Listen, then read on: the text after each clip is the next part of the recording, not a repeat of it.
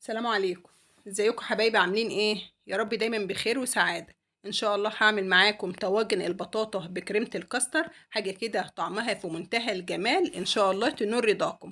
طبعا قدميها بالطريقة اللي تريحك. عاوزة تقدميها بعد ما تبرد وتتماسك بالشكل اللي قدام حضراتكم ده، براحتك. عايزة تقدميها بقى تكون لسه طالعة من الفرن كده، بتبقى سايحة كده وطعمها في منتهى الجمال.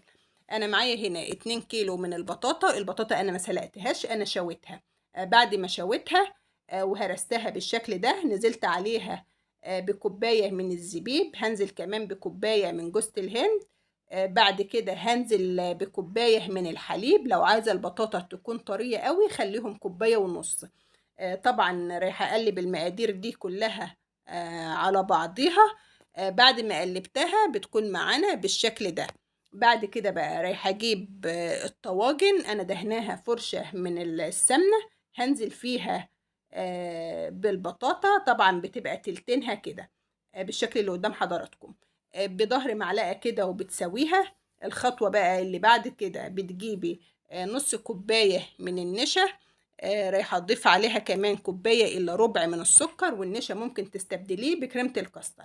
هنزل كمان بكوباية ونص من الحليب، ورقتين من الفانيليا. بتقلبي، بعد ما بتقلبي بتنزلي بقى باللون الاصفر الصحي نقطتين بس علشان يديكي لون الكاستر بالشكل اللي قدام حضراتكم ده.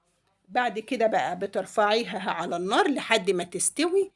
بعد ما بتستوي بتجيبي بقى معلقتين من الزبدة، سواء سايحة أو متماسكة، بتني تقلبيها بقى في الكريمة لحد ما تتشرب كده مع بعضها بالشكل اللي قدام حضراتكم ده.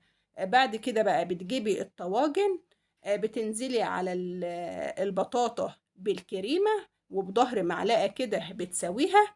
بعد ما بتسويها بتجيبي بقى سكر من السكر الخشن، وبترشي على وش الطواجن علشان لما تدخليها الفرن تتكرمل معاكي كده وتديكي اللون الجميل اللي شفتوه في اول الفيديو.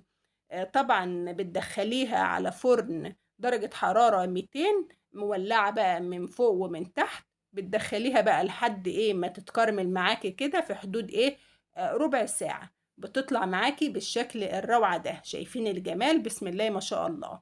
حبايبي لو وصلتوا لحد هنا ما تنسوش اللايك، وسلام عليكم.